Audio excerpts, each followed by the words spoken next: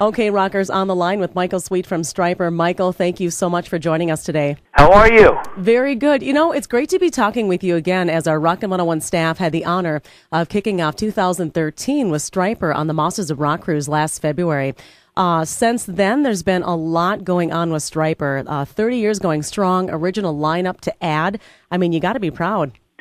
We're very happy. I mean, we've worked hard, and we continue to work hard and plan on doing that for a long time to come. And, it seems to be paying off and showing, and people so far, the critics, even our worst critics, are saying that they like the album and like what we've done. So it feels really good. It's great. Right. And speaking of your new release, No More Hell to Pay, backed up by an official video, which I was also able to view. Michael, I've been a fan ever since Soldiers Under Command, which never gets old to me. From that release until your newest, No More Hell to Pay, I noticed a little bit of a different sound coming from Stryper this time around. You still got the high-pitched vocals and guitar solos, though. Yeah, we tried on this album. It's a real fine line to get back to the old school roots that people like you for and what made you popular, but yet at the same time stay relevant in 2013. Right. Yep. And it's you don't want to go too modern and try something so different that you alienate your base, but at the same time you want to continue to evolve and grow. Yeah. And we really try to combine the two on this album.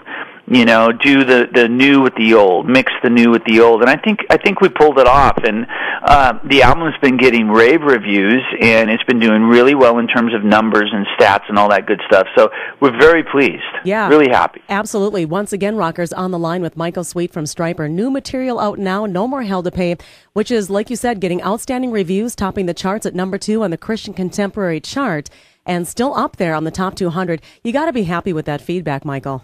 We really are. I mean, it's amazing. And, I just turned 50, and the band's celebrating its 30-year anniversary.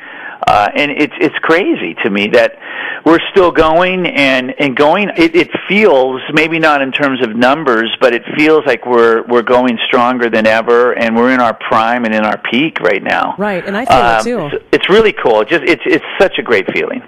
Going back just a tad, your release of all covers called The Covering, how did you decide which songs to include in on that, and which bands are your biggest influences based off those choices? Well, that was a little tough. I mean, we had a long list, and we chose the songs that, we felt most influenced us, and the bands that most influenced us, and we left a lot off.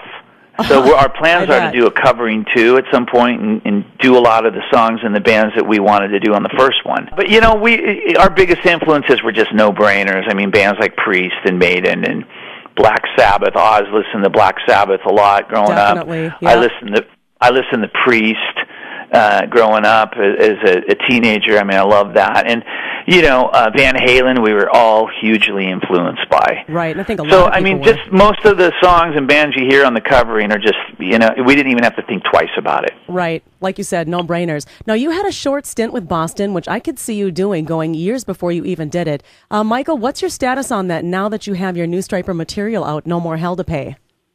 Well, I left Boston in early 12. And the reason why I left, some people might think I'm nuts for leaving Boston, but I left Boston because I just wanted to focus 110% on Stryper. I felt like there's so much to come, and there has been. Right. I can't even imagine being in Boston right now because, honestly, I don't know that I'd be able to keep my sanity. I certainly wouldn't be able to devote as much time as I've been doing so to Stryper, and I don't think that would be cool. Right. That's my priority. So I chose to leave, and I'm glad I did. I wish them well, and I did my thing with them, a short little stint. I toured with them in '08 as the co-lead singer and a guitar player, and I was actually writing songs for this new Boston album and submitting them to Tom that he loved. Okay. I was supposed to sing the first single, which was Heaven on Earth. So I was going to be a big part of the album. He was going to put my live version of Amanda on the album. There was, there was a lot in store and a lot planned, but it didn't work out. Right, and at the same time, a lot planned and a lot in store for Stryper, hence No More Hell to Pay in stores now, folks. And Stryper, known, of course, for yellow and black stripes. This time around, you're not necessarily going back to the costumes, but I have noticed a few new designs on your guitars as well as others in the group. Yeah, I mean, we're always trying to kind of come up with new looks, whether it's the guitars or the clothes or Robert's drum kit or whatever it may be. Yeah. And just to keep that freshness going. Sometimes we don't necessarily pull it off, but we at least try. Absolutely. One of these days we'll probably put back on the original suits and original costumes and go out and do a tour like that. Big hair, and we might have to go buy wigs to get the hair to go as high as we did before, but who knows? We'll see what happens with that. Again, on the line, Michael Sweet from Stryper. New material, No More Hell to Pay in stores now, encouraging everyone to head out and grab that. You can check them out online at Stryper.com, their official website, and on Facebook. Make sure you find them there and like them. No More Hell to Pay is out there, which means backing it up with a tour. And I do see, Michael, a few dates listed through April. Any plans to continue that through spring and summer?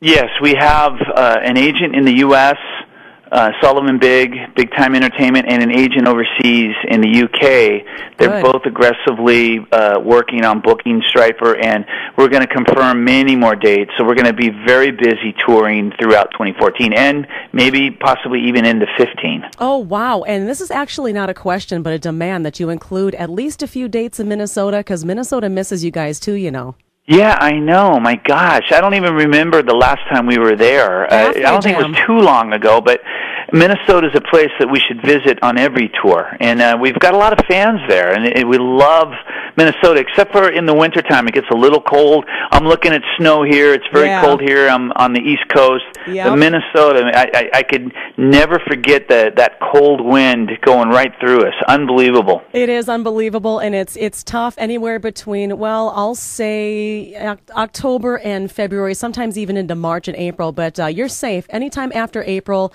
and right up through September. Get over here because Minnesota wants to see you again, definitely. Absolutely. We'll plan that for sure. All right, cool. Again, Michael Sweet from Stryper joining us. Michael, thanks again for your time and wishing you all a very Merry Christmas and especially Happy New Year.